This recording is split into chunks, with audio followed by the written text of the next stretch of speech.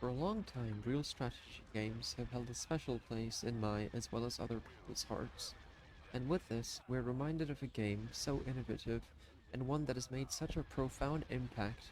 It's still widely regarded as de facto the best Star Wars strategy game experience available on the market, and that game is the famous Star Wars Empire at War.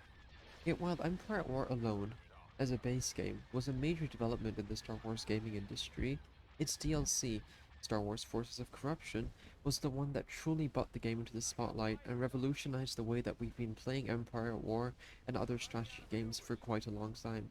So today, I will take you all on a journey where we find out why Star Wars Empire at War holds such a special place in mine and many fans' hearts.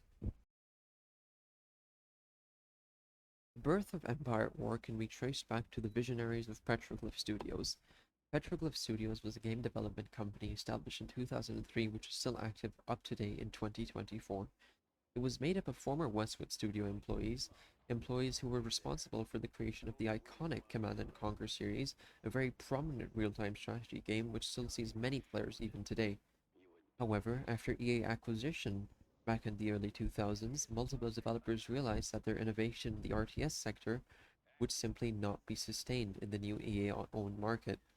Thus, they choose to depart from Westwood Studios and establish their own, Petroglyph Studios. And in 2003, shortly after the establishment of Petroglyph, LucasArts approached them with an idea of developing a large-scale RTS for the Star Wars universe. This was done mainly due to LucasArts' recognition of the prominence and workability of the developers from Westwood. However, despite their prominence and despite their immense skill, the development of this game did not come without technical challenge. 2006 was certainly an interesting time for Star Wars fans, with Revenge of the Sith wrapping up the prequel trilogy and bridging the gap between the prequels and original trilogy. Star Wars fans were polarized, to say the least, and unfortunately, that has been a state of mind which has persisted even today in 2024. However, there was one universal constant. Just like today, back then, there was a hunger for more Star Wars content, and this content hunger was being filled by things such as games and TV shows. However, early Empire War fans will realize that Empire War was not the first Star Wars games to grace the market. In fact, the early 2000s, as we just mentioned, saw a boom in the amount of Star Wars games being released. However, there was a distinct focus towards a specific type of genre, and that would be first-person shooters and the action genre, with games like Star Wars Battlefront, Star Wars Jedi Knight, Jedi Academy, Knights of the Old Republic, and Star Wars Galaxies, all satiating fans in their desires for more content. However, despite the quality and prominence of these games, especially games such as Knights of the Old Republic and Star Wars Jedi Knight Jedi Academy, there was still a distinct gap in the market, and that gap was mainly found in the strategy genre. And while one specific Star Wars game, Star Wars Galactic Battlegrounds, did attempt to fill that gap, its scale was simply not enough for people to be happy with. However, this gap also was a double-edged sword, and it did lead us to the scale of Empire at War was something that frankly had never been done in the industry before. The idea of having a large, persistent map in which you could jump from system to system, conquer planet after planet, fight space battle after space battle was something that frankly had never been done. Most strategy games were limited to a single map, whether that map be large or small, connected in certain areas or disconnected in others was irrelevant, because the size of Empire at War was something which had never been done before. Due to this, Petroglyph had to develop a completely new and unique engine for this game system, and that would be the Alamo engine. The Alamo engine was specifically designed with modes such as Galactic Conquest and Skirmish Battles, two of the main features of Empire at War in mind. However, the challenge did not end there. Empire at War has two distinct combat modes, space and ground battles, and the nature of these and how one plays them is also entirely separate, with space battles being a lot more larger in scale, with you commanding individual ships, individual fleets, while ground battles have you commanding individual tank units or infantry groups or droids or clones or stormtroopers or rebels. That type of micromanagement, while existing on a larger scale in the space battles, was not nearly as detailed as it was in ground battles. However, despite the fact that there was more inherent detail in ground battles, It seems that Petroglyph dedicated a lot more time and effort to their space battles, which can be clearly represented in people's opinions about this game, with a lot of people preferring to play space battles over ground battles, and people finding ground battles more tedious. This is a common criticism that even I myself has made, that Petroglyph focused way too much on the space aspect, and while that did certainly pay off, it made essentially half of the game unplayable and undiscussed in forums, with a lot of people focusing on space battles. This can also be seen in mods, which we will discuss later on. However, moving away from criticisms of how the game was developed, moving on to the actual development itself, the nature of having two separate space game modes, one being space battles and one being ground battles, had to lead to the development of two different AI models, one catered to ground combat and one catered to space combat. As mentioned before, space combat being slower, more methodical and tactical, had to have an AI which represented that accurately, and not an AI which would gung-ho send its ships into death stacks and then attack you. An AI which actually used strategy. While ground mode had to have a completely separate AI, an AI which was able to handle a lot more units a lot more effectively and have generally a more faster paced form of warfare. This led to Petroglyph having to develop two completely separate AI models, and in essence splitting the game in two. However, it's hard to say that this didn't pay off, as the AI, despite its issues and clunkiness, has been acutely refined in the years since its release, as Petroglyph continues to support the game with bug fixes. The next issue was authenticity. A franchise such as Star Wars is vast and ever expanding, and due to that, there are a lot of details and fans which people like to pick up on. Some of those details are limited things such as textures, sounds, and models. LucasArts thankfully gave Petroglyph the complete rights to utilize sounds directly from the Star Wars movies, so in-game sounds and assets were thankfully quite accurate to their source material. And now that we've discussed the technical challenge, before moving on to my personal opinions, as well as analyzing the current state of Empire at War, let's take a brief overlook at. And finally, we have it. Empire at War was finally released in October of 2006, and fans are absolutely loving it. Yet before we talk about fan reception and my personal opinions about the games, as well as mods, let's take a brief look at the story and notable mechanics which are present within it. The story of Forces of Corruption is fairly average. It doesn't have any particularly standout writing or any amazing moments which people remember, except for maybe one or two which I'll discuss later. However, the two things which this campaign does really well is number one, to an extent, the mechanics, and number two, the protagonists themselves. We follow someone who we haven't really seen, a type of character which isn't all too common in Star Wars, especially today, an anti-hero, a protagonist who is not all good and is instead driven by selfishness and greed, and he is Tiber Zan, the leader of the Zan Consortium. Tiber Zan is the main character and protagonist of the story, and at the start of our campaign, he's being held in one of Jabba's prisons on Kessel for stealing an artifact, an ancient Sith one it seems. However, despite this, his lieutenant, Uri Fenn, leads a rescue operation with none other than Han Solo and Chewbacca.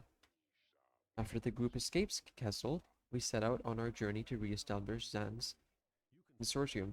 The Zan Consortium, a notorious crime syndicate, and to start this off, we send a mission to Yavin 4 right after the destruction of the first Death Star, when we learn of Emperor Palpatine's plethora of hidden walls, as well as plans for a ship revealed to be the Eclipse-class Superstar Destroyer, a massive Superstar Destroyer larger than anything we've ever seen in canon or Legends.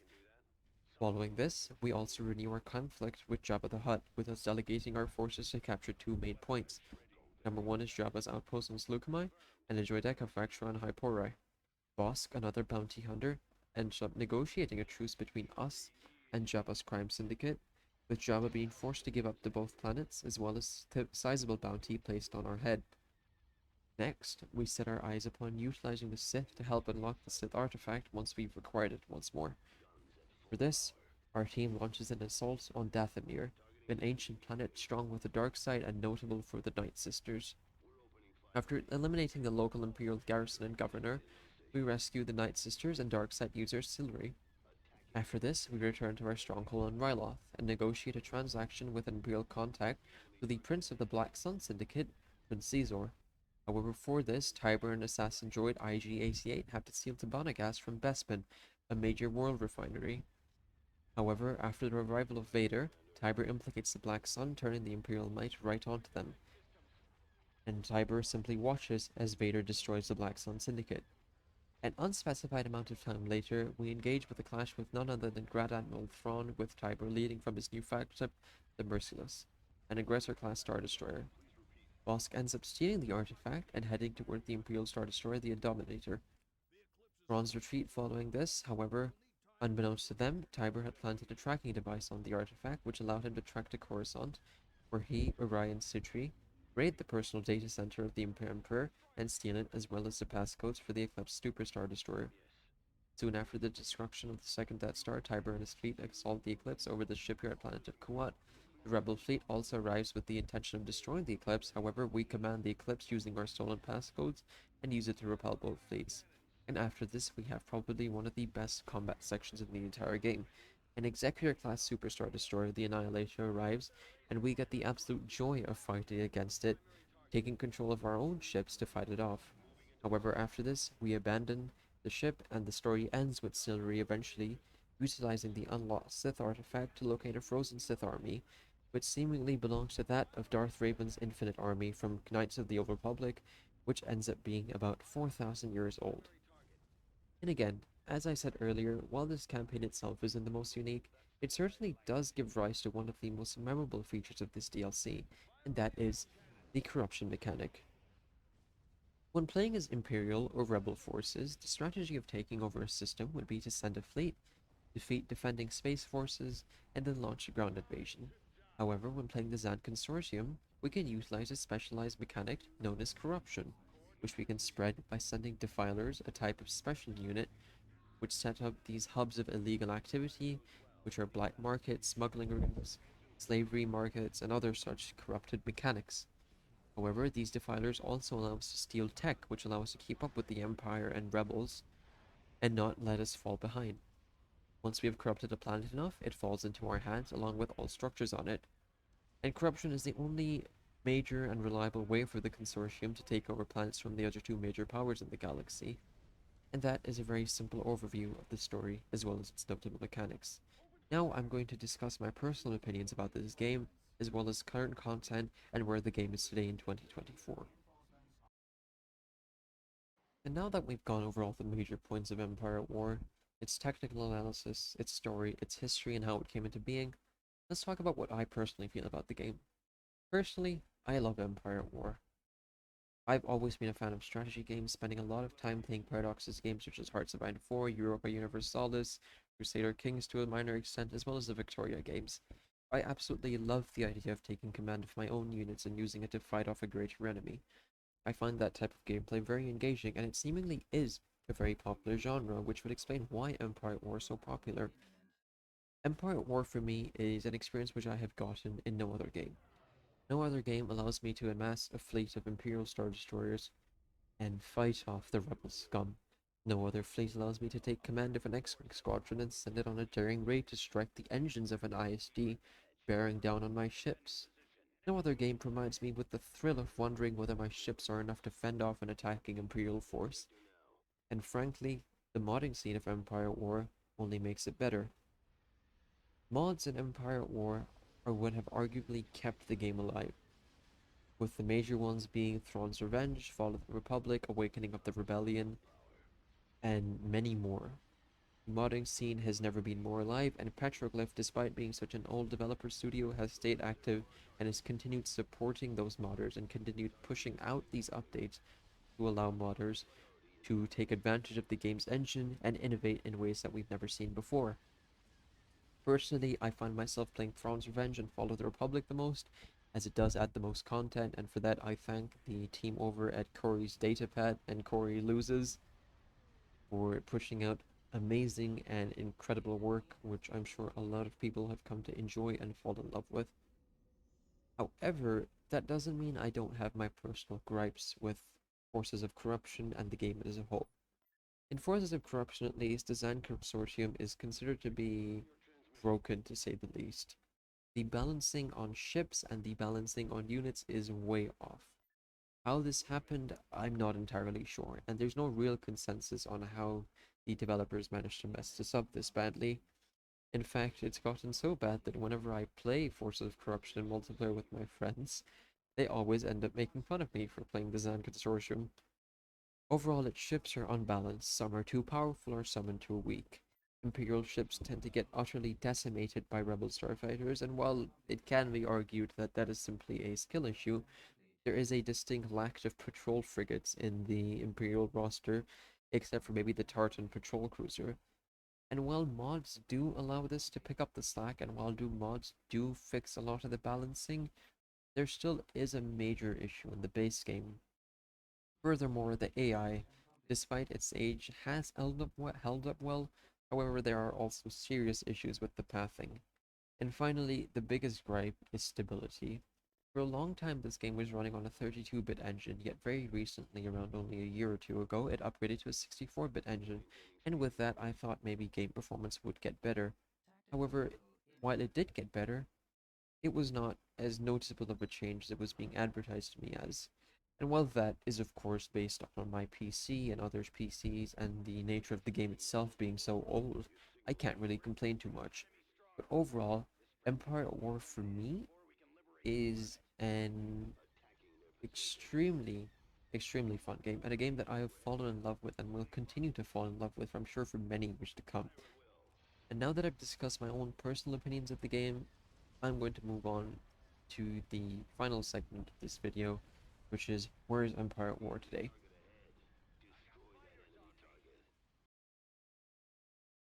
Empire at War in 2024 is honestly in quite a good position, arguably better so than it was in previous years. That can be attributed to a few reasons. As I mentioned in previous segments, the modding community has never been more alive, with updates being rolled out to major mods and even newer mods being released. However, to add on to that, we can also thank Petroglyph Studios for their continued support of the game. Bug fixes, patches, and updated to the modding capability has allowed modders to continue to innovate and continue to push out new content for us to enjoy, which in turn ends up keeping this game alive. Empire at War in 2024 still holds a very special place in mine and other players' hearts, and I am sure that as years come on, Empire at War will continue to grow in many ways. More mods being released, mods being refined, and I'm sure Petroglyph will continue to pump out bug fixes and patches to support our modding community and the game in general. Empire at War Forces of Corruption, while not the greatest game, while not the smoothest game, while not the best looking game, was certainly the most innovative game. It introduced a lot of people to the strategy genre, and it has quite frankly kept the genre alive within the Star Wars community, and no game has even come close to it. A popular meme I see online is that the best strategy game back in 2006 is still the best strategy game in 2024, and that would be Forces of Corruption. So I thank you all for sitting with me on this little look back at our favorite game, and I hope to see you all in the next video very soon. And may the Force be with you.